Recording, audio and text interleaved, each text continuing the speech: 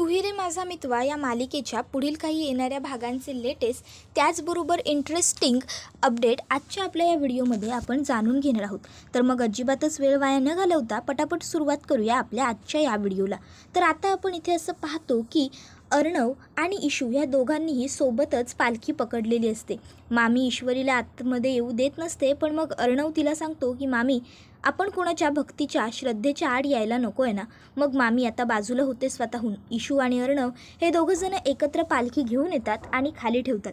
त्याबरोबर आता जे वयोवृद्ध लोक असतात ते पुढे येतात आणि म्हणायला लागतात, देवाच्याच मनात हे होतं, नियतीच्या मनात होतं, म्हणूनच हे घडलं। देवाने स्वतःहून तुम्हा दोघांना एकत्र आणलंय। त्याबरोबर आता हे सगळं ऐकून वल्लरीला राग येत असतो। वल्लरी म्हणते, काहीही का बोलताय तुम्ही? त्याबरोबर लगेचच त्यातले एक जे साधू असतात ते सांगतात की मी खोटं नाही बोलत आहे, मी जे सांगतोय ते खरं आहे। हे दोघं एकत्र येणार हा नियतीचा संकेत आहे ना, म्हणून हे घडलं। त्याबरोबर आता मात्र ईश्वरीला सुद्धा हे ऐकणं असह्य होत असतं, तिला ह्या गोष्टी आवडत नसतात। तर अर्णवला मात्र आवडत असतं हे सगळं। अर्णव त्या गुरुजींकडे बघून हसतो, ईश्वरीकडे बघतो। तर ईश्वरी लगेचच गुरुजींना म्हणते, गुरुजी आपण सुरुवात करूया ना दर्शनाला, म्हणजे दर्शन घेतलं तर चालेल का? त्याबरोबर गुरुजी म्हणतात की हो, घे तू दर्शन। आता इथे अंजली ताईला सुद्धा हे ऐकून आनंद झालेला असतो की ईश्वरी आणि अर्णव हे एकत्र येऊ शकतात। मग आता लगेचच इशू ही अर्णवला खुणावते, त्याबरोबर अर्णव लगेच मागे होतो। ईश्वरी आता खाली बसते आणि दर्शन घेत असते आणि ती तिच्या वडिलांसाठी प्रार्थनाही करत असते। देवा, माझ्या बाबांना लवकर बरं कर। आजपर्यंत आई बाबा गेल्यानंतर मला त्यांनीच आधार दिला आहे, लहानाचं मोठं केलं आहे, कधी मला माझ्या आईबाबांची कमी भासू दिलेली नाही आहे। मग आज जर त्यांच्यावरती अशी वाईट वेळ आली आहे तर मला मुलगी म्हणून माझं सगळं कर्तव्य पार पाडायचं आहे। काहीही कर, अगदी मला माझा प्राणही द्यायला लागला ना तरीही मी मागे पुढे पाहणार नाही, पण बाबांच्या ऑपरेशनसाठी मला कुठूनही पैसे उभे राहू देत, मी काहीही करायला तयार आहे। इतक्यात आता अर्णवला एका गुरुजींनी तिथे असलेले प्रसादाच्या पेड्यांवरती तुळशीपत्र ठेवायला लावलेलं असतं। त्यावेळेस अर्णवने आता इशूचं हे सगळं बोलणं ऐकलेलं असतं। इशू म्हणते, जोपर्यंत बाबांचं ऑपरेशन होत नाही तोपर्यंत मी अन्न पाणी काहीसुद्धा पिणार नाही, काहीच घेणार नाही, मी अन्न पाण्याचा त्याग करते देवा। त्याबरोबर आता हे सगळं ज्यावेळेस अर्णव ऐकतो त्यावेळेस अर्णव मनात म्हणतो, मी सिंदौर, तुला हे एवढं सगळं करण्याची काहीसुद्धा गरज नाही, तुझ्या बाबांचं ऑपरेशन होणार। त्याबरोबर आता इथे इशू ही देवाला म्हणत असते, बाप्पा तुला तर माहिती आहे ना, माझे आई बाबा माझ्यासाठी सर्वस्व आहेत। अरे मी एक सर्वसामान्य मुलगी आहे, माझ्या आयुष्यात माझे आई वडील माझं कुटुंब याच्याशिवाय महत्त्वाचं काहीच नाही, आणि जर माझे बाबा तू माझ्यापासून काढून घेत असशील ना तर मग मात्र मी तुला कधीच माफ नाही करणार, आयुष्यात पुन्हा कधी तुझी पायरी नाही चढणार मी गणू बाप्पा। त्यामुळे असं नको करू, आजपर्यंत माझी तुझ्यावर खूप भक्ती होती, खूप श्रद्धा होती, मग आज त्या भक्तीचं त्या श्रद्धेचं फळ मला दे, माझ्या बाबांना जीवनदान दे। मग त्यासाठी मला अगदी काहीही करावं लागलं ना तरी माझी तयारी आहे, अगदी कितीही अवघड परीक्षा मला द्यावी लागू दे, पण मी तयार आहे। पण माझ्या बाबांना तेवढं बरं कर, कुठूनही मला मदत कर, कसंही होऊ देत, पण पैसे माझे लवकरात लवकर उभे राहू देत देवा, माझ्या पाठीशी उभा राहा। सगळीकडे प्रयत्न करून झाले, मग अगदी राकेशजींनी दिलेल्या NGOमध्ये जाऊन म्हणायचं असू देत किंवा बँकेचं लोन ट्राय करायचं असू दे, मी सगळं करून बघितलं, पण काहीच पर्याय निघत नाही आहेत देवा, काहीतरी कर माझ्यासाठी। आता हे सगळं बोलणं अर्णवने ऐकलेलं असतं। आता अर्णव हा लगेचच तिकडनं थोडा बाजूला येतो आणि मामालाही कोपऱ्यात घेतो। आता अर्णव मामाला पैशांबद्दल सांगणार असतो खरं तर, पण आकाश त्या ठिकाणी येतो आणि अर्णवला म्हणतो, दादा रे तू इथे काय करतोयस? ईश्वरी बघ ना तिथे आहे, तू बोल ना तिच्याशी, तू नाही केलेलं हे सगळं म्हणून। अर्णव म्हणतो, ही वेळ नाही आहे आकाश। त्यानंतर आता ईश्वरीसुद्धा तिकडनं निघून गेलेली असते। अर्णव आता दुसऱ्या दिवशी ऑफिसला आलेला असतो, कारण बरेच दिवस जवळपास 2 ते 3 दिवस तो ऑफिसला नसल्यामुळे ऑफिसमध्ये काय कामाचं शेड्यूल आहे, काय काम पेंडिंग आहे का, हे सगळं चेकआउट करण्यासाठी तो ऑफिसला येतो। आता अर्णव ऑफिसमध्ये येतो आणि काम करण्यासाठी त्याचा लॅपटॉप चालू करतो खरा, पण आता त्याच्या नजरेवर मात्र फक्त इशूचा तो उदास चेहरा, इशूचे ते पाणावलेले डोळे हेच येत असतं। त्यामुळे अर्णवला कामही करता येत नसतं। इतक्यात त्या ठिकाणी आकाश येतो आणि आकाश अर्णवला विचारतो, दादा मी तुला काही फाईल्स आत्ताच मेल केल्यात, तू जरा चेक करून घेशील का? कारण काय आहे ना, त्या फाईल्स अपडेट करायचे आहेत आणि त्याच्यावरती ज्या काही अमाऊंट आहेत ना त्यासुद्धा कॅश करायच्या आहेत, कारण ती बिलं आहेत. त्याबरोबर अर्णव लगेच म्हणतो, किती पैसे लागतील ईश्वरीच्या बाबांचे ऑपरेशन करता? त्याबरोबर लगेचच आकाश म्हणतो, व्हॉट दादा काय बोलतोयस हे? अर्णव म्हणतो, किती पैसे लागू शकतील असं मी म्हणत होतो. त्यावर आकाश म्हणतो, दादा तुला मदत करायची आहे का तिला? त्यावर अर्णव म्हणतो, मदत. त्याबरोबर इशूचे शब्द अर्णवला आठवायला लागतात. त्याला आठवत असतं की ईश्वरी जेव्हा काल घराबाहेर पडत होती त्यावेळेस तो तिच्याशी बोलायला गेला होता, तर तिने त्याला स्पष्टपणे नकार दिला बोलण्यासाठी आणि वरून तिने त्याला सांगितलंही होतं, अर्णव सर तुम्हाला आठवत नसेल तर आठवण करून देते. आपली दोघांची पहिली भेट तुमच्या इंदोरच्या कॉन्सर्टमध्ये झाली होती. तिथे आठवत नाही आहे का? फॅशन शो तुमचा होता, सगळ्या मॉडेल होत्या तिथे तुमच्या, आणि मी तुमच्या हातांवर पडले. त्याबरोबर अर्णवला लगेचच त्यांची पहिली भेट आठवत असते. इशू म्हणते, तिथपासून तुम्ही माझ्याशी वाईट वागत आलात, मला त्रास दिलात, पण तुम्हाला माहिती आहे मी सगळं सहन केलं का? कारण मला वाटत होतं की तुम्ही माणूस म्हणून जेन्युइन आहात. पहिले वाटलं की तुम्ही खूप रागीट आहात, भडकूचंद आहात, आणि म्हणून मी तुम्हाला नावही ठेवलं भडकूचंद. पण नंतर हळूहळू असं वाटायला लागलं की नाही, तुम्ही जेन्युइन आहात. तुम्ही चिडता बोलता, पण त्याच्यामागे काहीतरी कारण आहे. तुमचा भूतकाळ असा आहे ना की ज्यामुळे तुम्ही माणसांजवळ लवकर अटॅच होत नाही. पण आज मला तुमचा भूतकाळ काय असेल ना याचा अंदाज आला आहे. तुम्ही माणसांबरोबर लवकर अटॅच होत नाही, कारण ज्या माणसांबरोबर तुम्ही अटॅच होता ना नंतर त्या माणसांच्याच मुळावर तुम्हाला उठावं लागतं, आणि म्हणून तुम्ही तुमच्या इगोमुळे माणसांशी अटॅच होत नाही. बरोबर ना? त्याबरोबर अर्णव म्हणतो, मिस इंदौर तू हे काय बोलतेस? ईश्वरी म्हणते, मी काय बोलते काय नाही बोलत याच्याने काहीच फरक पडत नाही. फरक फक्त आता या एका गोष्टीने पडतो, तो म्हणजे मी तुमच्याशी कोणत्याही पद्धतीची मैत्री ठेवू इच्छित नाही. त्यामुळे पुन्हा माझ्याजवळ बोलायला येण्याची चूकच तुम्ही करू नका प्लीज.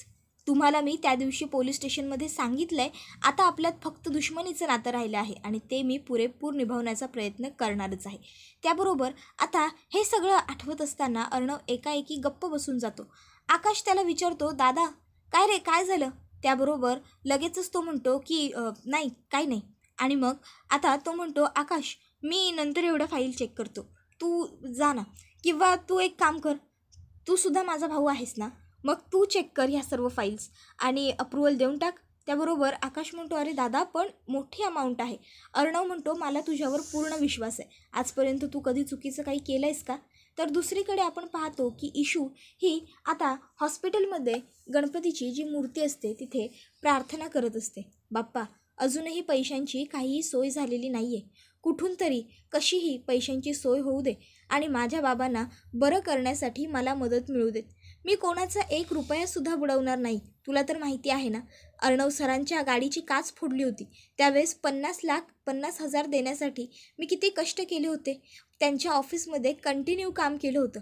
मग आता जर मी त्यांचे 50,000 नाही बुडवू शकले तर मी कोणाचे एवढे पैसे का बुडवेन? माझ्या पाठीशी उभा राहा.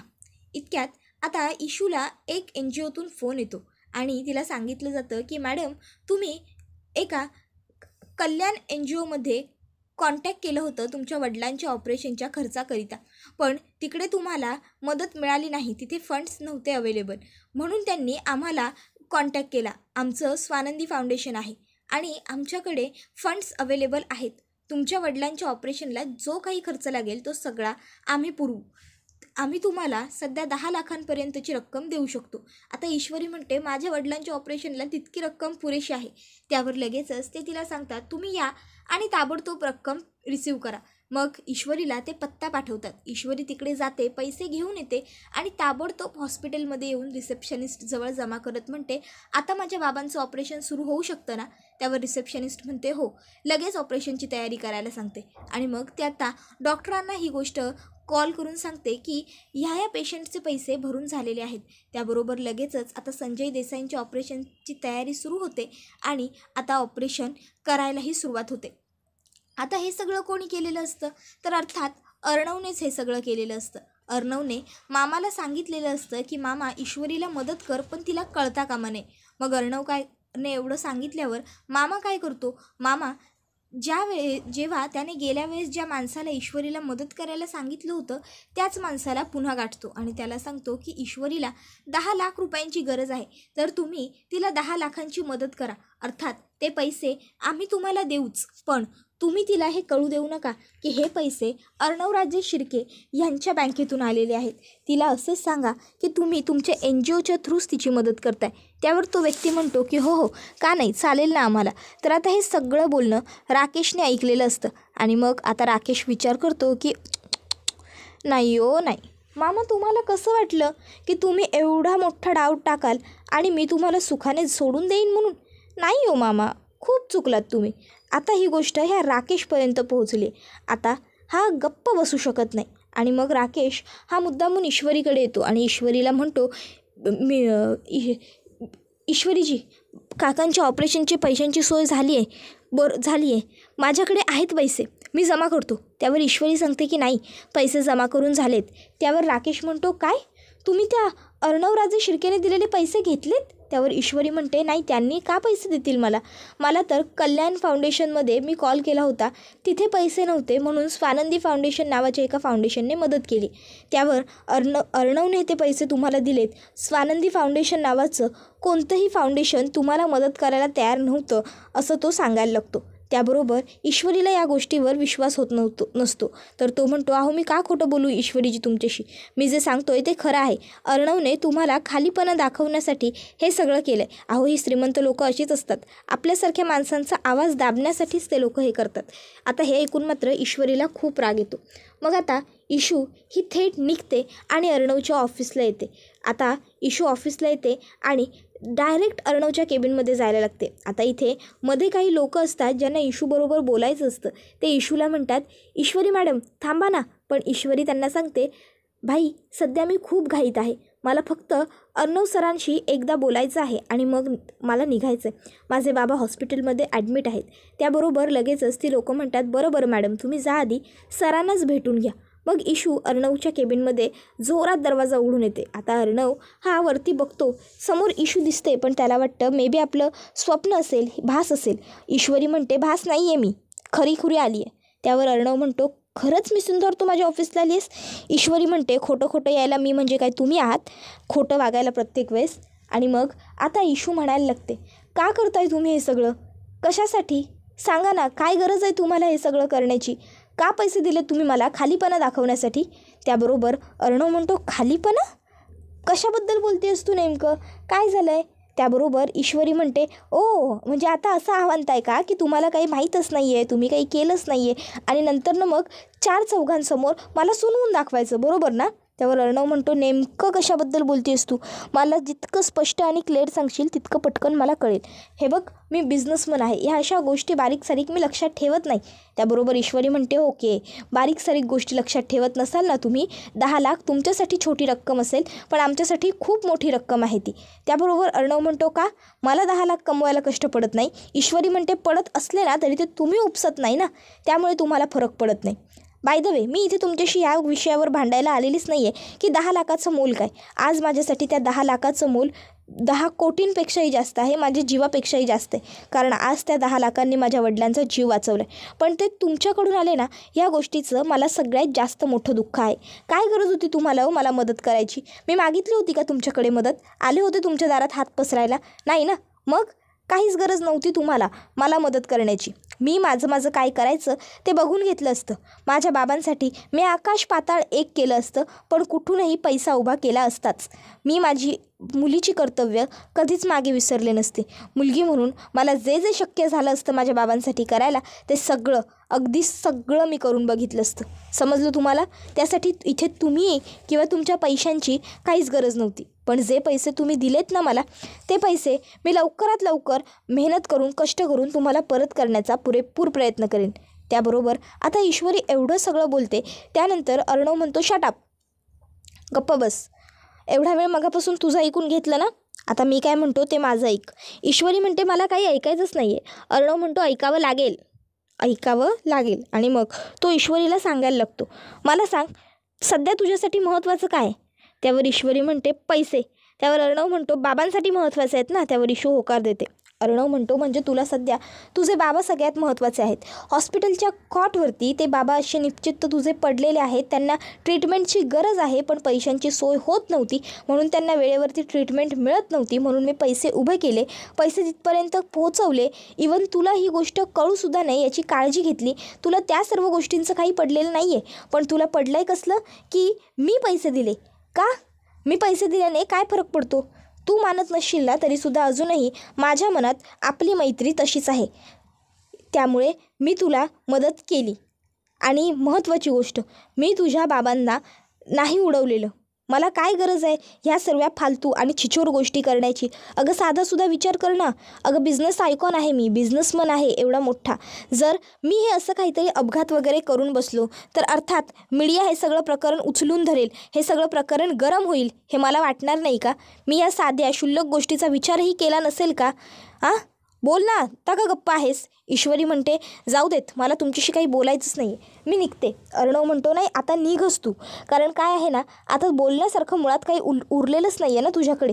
किती वेळा म्हटलं तुला बसून बोलूया, पण नाही, तुला माझं काही ऐकूनच घ्यायचं नव्हतं. त्यानंतर आता इथे इशू ही ताबडतोब रागारागात तिकडनं निघून जाते.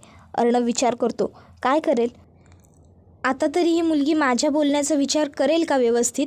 आणि आता तरी हिला कळेल का खरं की मी हे सगळं केलेलं नाही आहे म्हणून? हे सगळं कोणीतरी माझ्या विरोधात केलेलं वाईट कृत्य आहे. अर्थात आता हिला हे तर लक्षात येणार नाही की हे सगळं त्या नीच राजेशनी केलं आहे म्हणून, कारण सध्या तिचा राकेश म्हणून त्याच्यावरती खूप विश्वास आहे.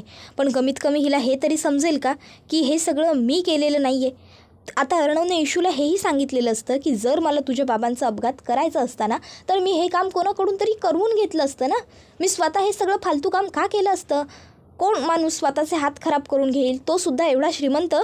त्याबरोबर मग मात्र इशू आता घरी आलेली असते आणि ती अर्णवने सांगितलेल्या प्रत्येक गोष्टीचा विचार करत असते. इतक्यात तिच्याकडे आता ताई आलेली असते. ताई इशूला अशी शांत बसलेली बघते आणि विचारते, काय झालं इशू? इशू नमुताईला सांगायला लागते, ताई आज मी अर्णव सरांच्या ऑफिसला त्यांना जाब विचारायला गेले होते. त्यांनी का मला पैसे दिले, का मदत केली माझी न सांगता हे विचारायला. त्याबरोबर ताई म्हणते, काय? मग पुढे काय झालं? मग इशू अर्णवने बोललेली प्रत्येक गोष्ट नमुताईला सांगते. जसं की मला काय गरज आहे, मी कोणाकडून करवून घेतलं नसतं का? मी खूप मोठा बिझनेसमन आहे, माझी बदनामी होणार नाही का? या सर्व गोष्टी माझ्या लक्षात येणार नाही का? मला काय गरज आहे वगैरे वगैरे सगळंच. त्यावर नमुताई म्हणते, इशू मलासुद्धा अर्णव सरांचं पटतं आहे. अगं हे सगळं त्यांनी केलेलं नाही आहे असं माझ्यासुद्धा मनाच्या कुठल्या तरी कोपऱ्यात वाटतंय आणि मला खात्री आहे तुलासुद्धा हे असंच वाटत असेल. तू त्यांना जाब विचारायला जाऊन खूप मोठी चूक केली आहेस इशू. तू एकदाही शहानिशा न करता पोलीस कंप्लेंट केली आहेस. त्यावर मात्र आता इशूलासुद्धा तिच्या चुकीचा पश्चाताप होतोय.